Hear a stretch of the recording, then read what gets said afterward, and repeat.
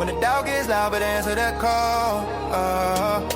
Vision ain't real till you grind at speed, so breathing deep. Then call the damn leads. Call the damn leads. Hey, welcome back to Call the Damn Leads, the show by sales professionals for sales professionals. I'm your host, Drewbie Wilson. With more than 2 decades in sales, I've seen it, been through it, heard about it. Now I'm bringing it to you, my favorite people in the world, the sales community. Because let's be honest, it's the greatest job on earth. Doesn't matter where you come from, what background, what personality type, you can create an amazing life in sales. Today's guest, no stranger, I'd like to welcome Ryan Clark to the show. How are you, sir? Good, man. Doing great. It's a nice sunny day out today. I'm stoked. That is what I like to hear. I want to jump right in, man. I want to hear your crazy sales story. Yeah. So, it's a pretty good story. So it's basically the story of how I ended up here in Rio de Janeiro. So I'm half Brazilian, grew up in the U.S. my whole life. But what happened was about 7-8 years ago or so, I was running a video production company, had a couple of my best friends in it. We're like, I guess you call it, peas and carrots. We're like doing everything together. We're in college. We're partying. We're in school. We're, making videos, doing weddings and festivals and all of these things, just, doing everything together. And, and I thought that was going to be the thing that, the path my life was going to take. I was going to do this forever. We're going to travel the world and just have a great time doing this. But you were kind of struggling on the sales side. That was my job, was to be doing the sales, and we skirted by for a couple of years, but we were struggling pretty hard. So one day, the guys sat me down and they said, "Hey, Ryan, we don't want to do this anymore." It's like, "Oh, damn, don't want to do this anymore? You want to stop?" Like, okay, I mean, why? Like, okay, well, whatever. He's like, "Well, yeah, we don't want to do this anymore, but we're going to go start our own thing. We've been thinking about this for about a month. We've got a name for it and everything." I'm like, "What the fuck?" So you don't just not want to do this, but you just don't want to do it with me. It's like, damn. So that that really hurt. But it really made me think and reflect too. It was like, well, they could have been helping me with the sales, but ultimately, I guess that was my responsibility. So anyway, that's just a precursor to what happened next. So then I had to figure out, what am I going to do? What am I going to do next really with my life here? And so I ended up, I got a job at a grocery store, and I thought, okay, I'm going to get this job at a grocery store, and I can't just get another job. I got to find a way to make this entrepreneur life work. What am I going to do here? So I thought, well, I am great at marketing. It is what I've been studying. It's what we did with the video production company. It's what I studied in school and all of that. So I'll start being, I can coach marketing.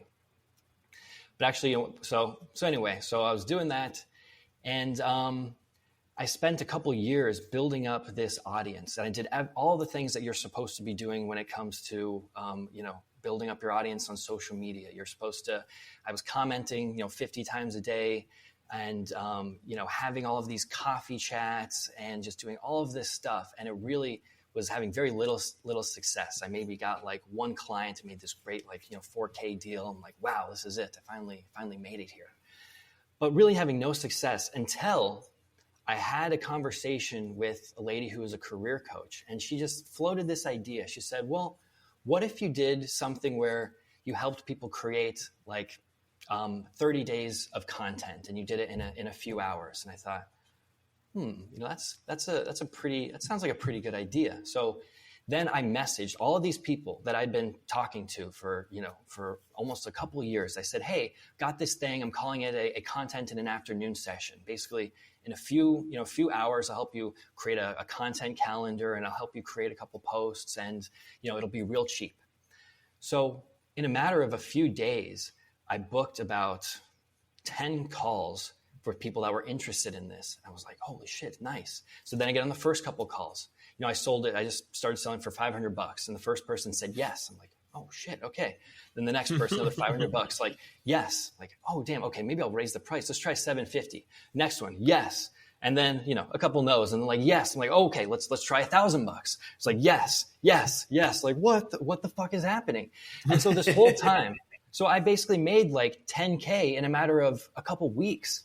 And those 2 years that I'd spent at home in my garage doing boxing workouts, staring at this Brazilian flag so I could go move to Brazil, and working at the grocery store, 8 hours a day, and then trying to build this business 5-6 hours a day. It all came into this 2 weeks where I finally made enough money so that I could move to Brazil. And then my business, has just been basically going ever since. It's so wild how we have those seasons where it's like everything is terrible, nothing is working, I cannot figure this out. And then you pivot just slightly and you're like, I'm going to try a different method, right? You have a conversation with someone, you read something, you hear it in a podcast like this, and you go, maybe, just maybe. And all you got to do is start asking for those sales, have the conversation, start reaching out to people. There are folks out there that would love to solve the problem that you can help them solve, but it starts with making them aware that you can help them solve that problem. And so like you build this business, you start helping people put this content calendar strategy together. Where does it go from there? Like, how did you really turn it into a full-blown opportunity without underselling yourself there? Because $500 for an afternoon seems kind of cheap to me. Yeah, definitely was pretty cheap there. But this all led to what I call now the paid proposal strategy.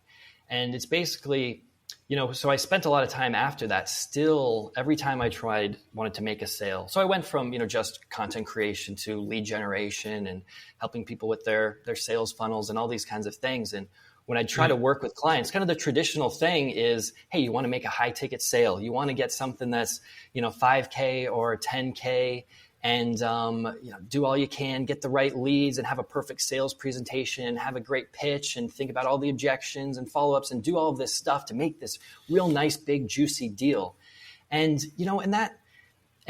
But I've just kind of time and time again, I had this big buildup, weeks of talking to someone, and then I get through the whole pitch in the whole hour, and then it's just the rejection, just the no again and again and again, and it's the price, and it's not the right time, and it's like, yeah, there's all of these things that I'm thinking about. What do I tweak? What do I adjust? How can I do this?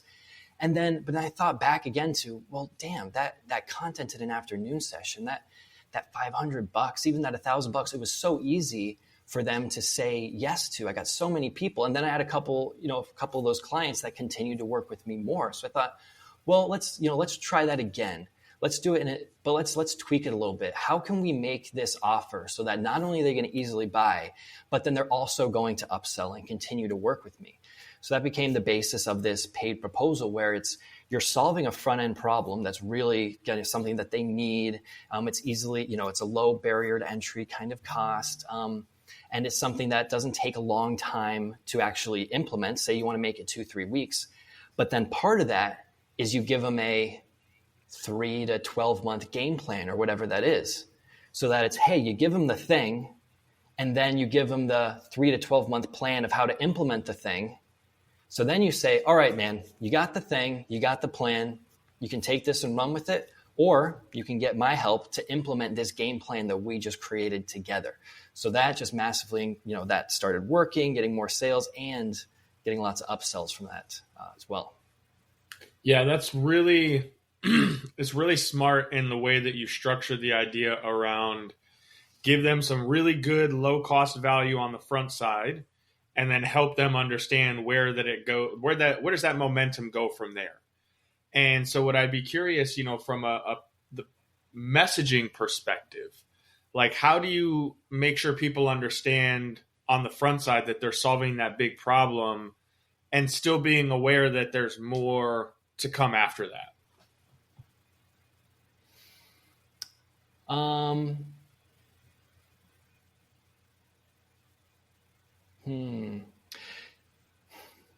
Well, I guess it can come in a couple different ways. So like from a messaging perspective, we could say, I think a big thing that people do wrong when it comes to messaging, let's say in terms of a sales funnel.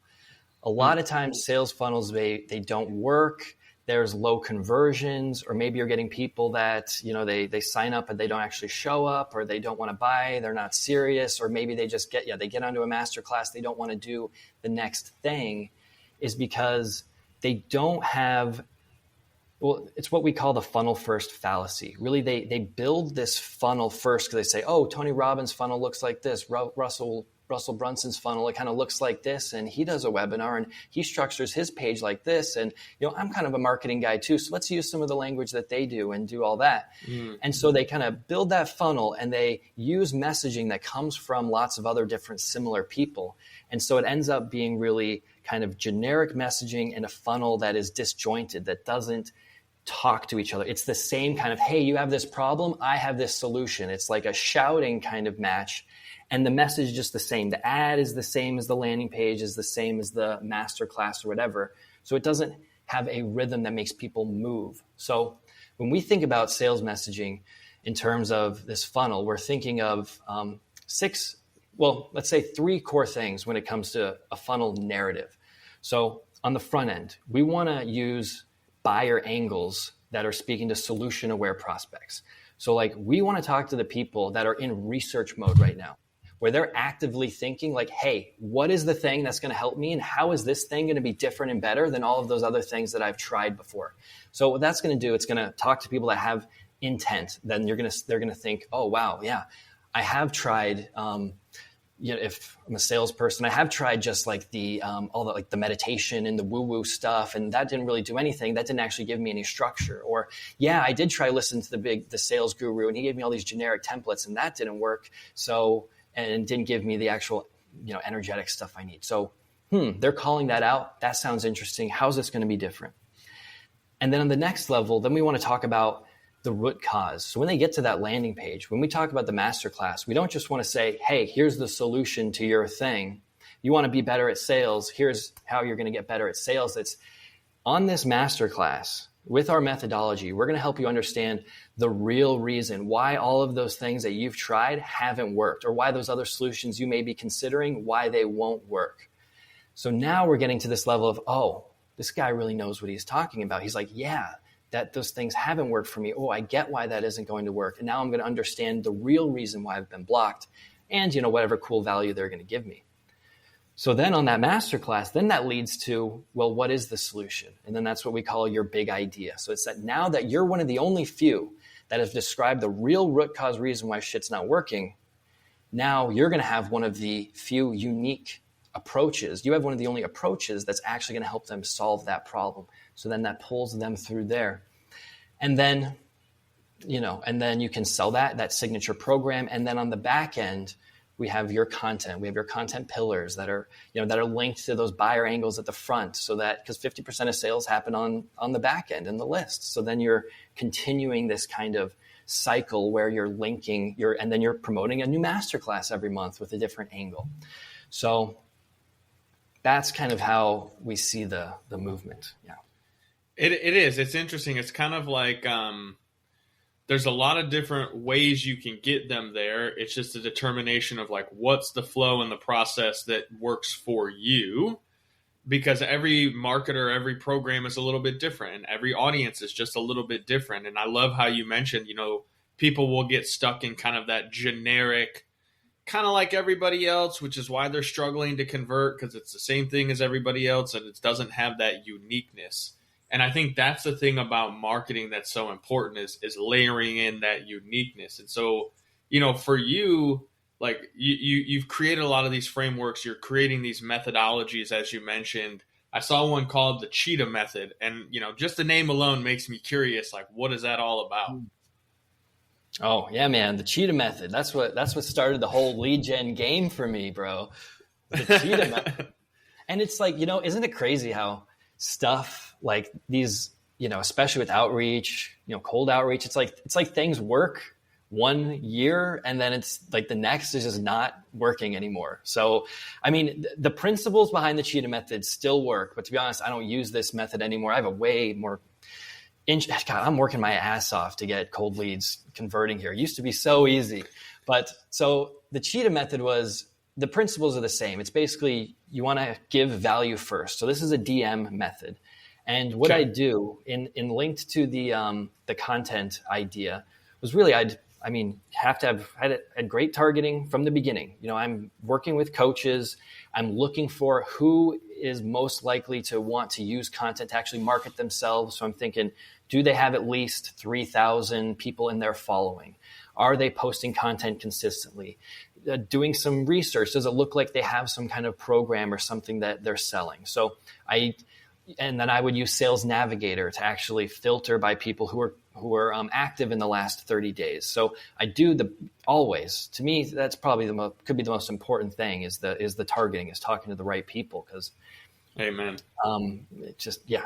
It's like you could have. I mean, the message. It's like the message is important, but that's probably the biggest thing I've learned. It's really just about talking to the right people who are in the right stage of the buyer journey, who actually want to do something. So anyway, yeah, you're looking for the right people. And then what I'd say, so, hey, nice to connect. Saw that was a great last post that you did. I'm wondering if you've ever tried any story seller posts before. I feel like they could, that's something that could work really well for you. So the idea here is the story seller post. So it's something that I'm using a mechanism of an idea that is something that you don't quite know what it is, but you still kind of get the idea that it could be valuable. So like, okay, sells, story, a story seller post. I do post, this person at least like acknowledged something that I did. So it's probably, this is an automated, they're saying it could work for me. It's like, okay, no, what is that? What is a story seller post? And I say, oh, well, it's a kind of post where it allows you to, it tells like your personal story, allows you to connect with the audience and help them get to know you, while at the same time helping them understand like what you sell and them wanting to actually buy from you. So the reason I said that is that's a big problem with creators. They're always thinking, well, how do I create content that actually moves the needle, that actually sells? So basically that was the second paragraph, is the explanation, the giving more of the selling points of it's how you connect yourself personally to the sale, helps you get sales. And they're like, and then at the end I'd say, if that makes sense. And then they say, yeah, that makes sense. And I say, okay, great. Well, hey, if this is totally inappropriate, just let me know. But if you'd like, we could do like a 30-minute coffee chat where I could show you exactly how you could create these kinds of posts and implement it into your content strategy. No picture sale or anything like that, just trying to start the conversation here. But if not, no worries. And I'm telling you, man, that's exactly how I would do it, with the exact conversations, the exact responses. Just, have you tried this? No, what is that? It's this. If that makes sense, yes. Hey, if you want, we can get on a call. Okay. And I'd maybe send out 30 of these a day, and sometimes I'd book like 10 calls a week doing this. But that's it. That's the cheetah method. It's getting in there like a cheetah. It's beautiful because it fits so well with calling the damn leads, right? So many people are like, oh, I'm afraid to call. And it's like, just start the conversation. That's all that matters. So many people are so hung up on getting rejected or being told no. And it's like, how can you start a conversation in a way that makes the other person feel valued, feel heard, and feel appreciated for their time? Because it's the most valuable thing that any of us have, is our time. And, what I'd be curious from your perspective on this, right? Because I think sales professionals, marketers, there's kind of the leaders, and then there's, as you frame it, the messiahs, the people that do this stuff better than anyone else on the planet, that truly create a movement. So what's the difference between like a market leader and a market messiah? Mm-hmm. So the market messiah, this a lot of people are like, man, that's kind of bold. Call yourself the market messiah, or you're trying to help people become messiahs. Like, what does that mean exactly? And yeah, on the one hand, it's like, we want to help people be that person that, not only do they buy from you and see you as an expert, but they praise your name. They tell all their friends about you. They refer you. You are someone who's creating a community around these people that are buying from you and your pool of clients. And you're someone that's creating content. You're someone where your face is out there, where you're sharing your beliefs and your opinions. So it's not just that, you're leading in the value that you can provide, but you're that kind of person that is really like, wow, like this is the kind of person that that I can feel a part of their mission, that I feel a part of their vision, that I want to be around them. I like them. I like what they think. I like what they believe.